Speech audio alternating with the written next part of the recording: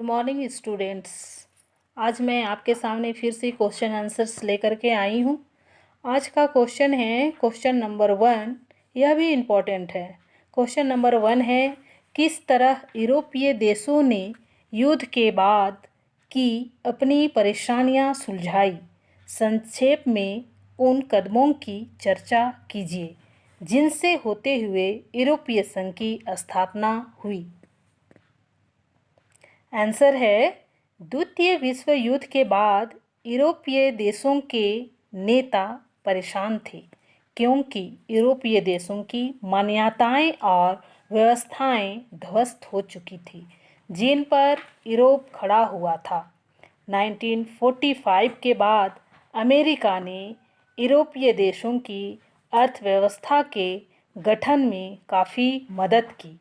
Martial योजना यूरोपीय देशों की आर्थिक सहायता के लिए अमेरिका द्वारा आरंभ की गई थी। निम्न चरणों से होते हुए यूरोपीय संघ की स्थापना हुई। वह चरण कौन कौन से थे? 1 नंबर, 1945 में अमेरिका ने मार्शल योजना के तहत यूरोपीय देशों की अर्थव्यवस्था के पुनर्गठन में सहायता की थी। दूसरा नंबर, 1948 में यूरोपीय आर्थिक सहयोग संगठन की स्थापना की जिसके माध्यम से पश्चिमी यूरोप के देशों की आर्थिक मदद की गई। तीसरा नंबर, 1949 में पूंजीवादी देशों की अर्थव्यवस्था के आपसी एकीकरण के लिए यूरोपीय परिषद का गठन किया गया। चौथा नंबर, 1957 में यूरोपियन इकोनॉमिक कम्युनिटी का गठन किया गया। पांचवा नंबर, 1973 में डेनमार्क, आयरलैंड और ब्रिटेन ने यूरोपीय समुदाय की सदस्यता ली। छठा नंबर, जून 1979 में यूरोपीय संसद के लिए पहला प्रत्यक्ष चुनाव हुआ। सातवां नंबर, जून 1985 सांगेन संधि ने यूरोपियन समुदाय के देशों के बीच सीमा नियंत्रण समाप्त किया। आठवां नंबर, 1981 में यूनान तथा 1986 में स्पेन और पुर्तगाल यूरोपीय समुदाय के सदस्य बने।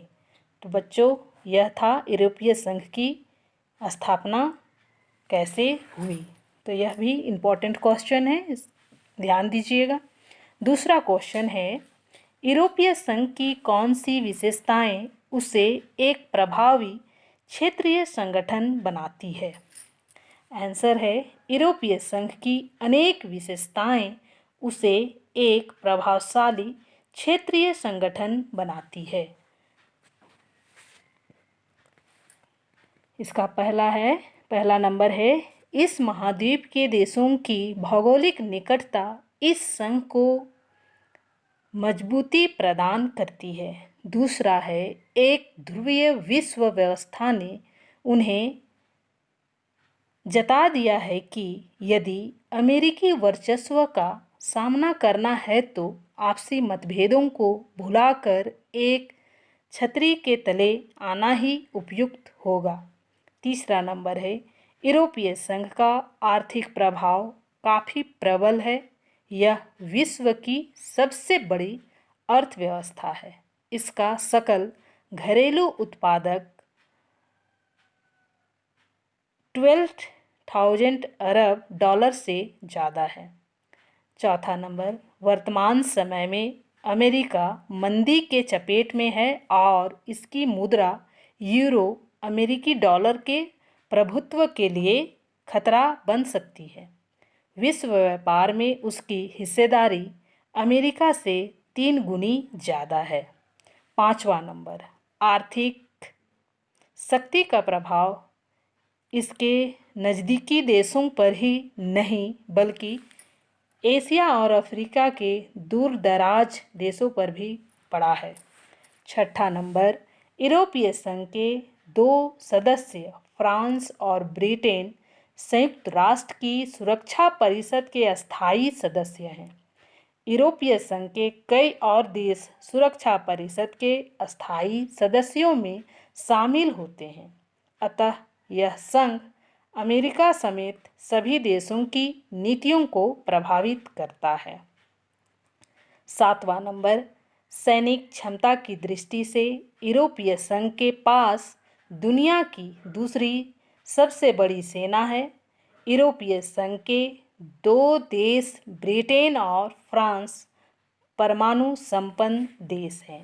तो बच्चों, यह था यूरोपीय संघ की विशेषताएं या प्रभावी क्षेत्रीय संगठन। अगला क्वेश्चन है, चीन और भारत की उभरती अर्थव्यवस्था में मौजूदा एक ध्रुवीय विश्व व्यवस्था को चुनौती दे सकने की क्षमता है।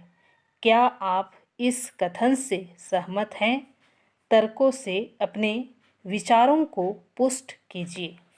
आंसर है, चीन और भारत की उभरती अर्थव्यवस्था में मौजूदा एक ध्रुवीय विश्व व्यवस्था को चुनौती दे सकने की क्षमता है।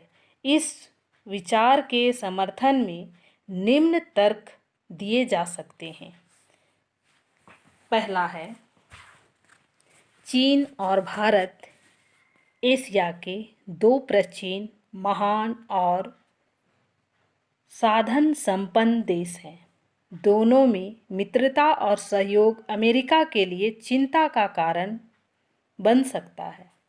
दोनों देश अंतर्राष्ट्रीय आर्थिक व राजनीतिक मंचों पर एक दृष्टिकोण अपनाकर एक ध्रुवीय विश्व व्यवस्था को चुनौती दे सकते हैं। दूसरा नंबर है, आर्थिक दृष्टि से भारत और चीन विश्व की दो उभरती हुई महाशक्तियां हैं। वैश्विक पूंजी का प्रवाह चीन और भारत की ओर है। अमेरिकी अर्थव्यवस्था मंदी की चपेट में है, जबकि दोनों की अर्थव्यवस्थाओं की विकास दरें 9% के आसपास है। एक आकलन के अनुसार 2020 तक भारत और चीन का सकल घरेलू उत्पादक अमेरिका से अधिक हो जाएगा। तीसरा नंबर है, चीन और भारत के पास अकुत प्राकृतिक एवं मानवीय संसाधन हैं।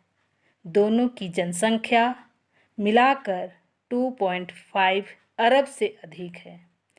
चीन और भारत विश्व के दो सबसे बड़े बाजार हैं। दोनों के पास पर्याप्त कुशल श्रमिक बल हैं। चौथा नंबर, सैनिक दृष्टि से भारत और चीन दोनों परमाणु संपन्न देश हैं। 5 नंबर, विज्ञान, तकनीकी व सूचना प्रौद्योगिकी के क्षेत्र में सहयोग करके दोनों देश अमेरिकी वर्चस्व को चुनौती दे सकते हैं। चीन हार्डवेयर में विश्व में अग्रणी स्थान रखता है। भारत को सॉफ्टवेयर के क्षेत्र में विशिष्टता हासिल है। छठा नंबर, पूंजी निवेश के मामले में आज चीन और भारत की अर्थव्यवस्थाएं आकर्षक है। इन दोनों देशों में प्रत्यक्ष विदेशी निवेश का प्रवाह तीव्र गति से हो रहा है। 7वां नंबर, दोनों देश मिलकर अंतर्राष्ट्रीय संस्थाओं या विश्व बैंक, अंतर्राष्ट्रीय मुद्रा कोष, विश्व व्यापार संगठन आदि में अन्य बड़ी शक्तियों के मनमानी कार्य संचालन पर अंकुश लगा सकते हैं। तो बच्चों, यह क्वेश्चन इम्पोर्टेंट है, इसको ध्यानपूर्वक पढ़िएगा। आज मैं आप लोगों को इतना ही बतला करके क्लास समाप्त करती हूँ। Thank you.